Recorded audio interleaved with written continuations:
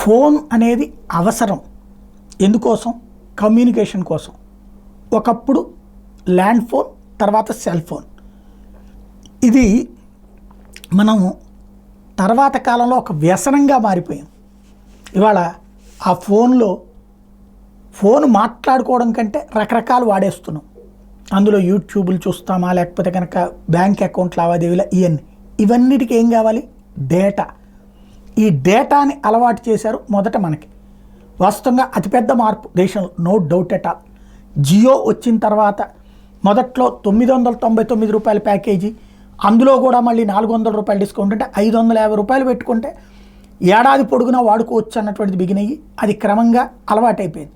ఆ తర్వాత 999 నుంచి 1500కి వెళ్ళింది, 1900కి వెళ్ళింది, 2999కి వెళ్ళింది, ఇప్పుడు 3999 దాకా వెళ్ళింది.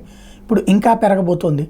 జియోతో పాటుగా ఎయిర్టెల్ ఇప్పుడు పోటీలు పడి ధరలు పెంచబోతున్నాయి.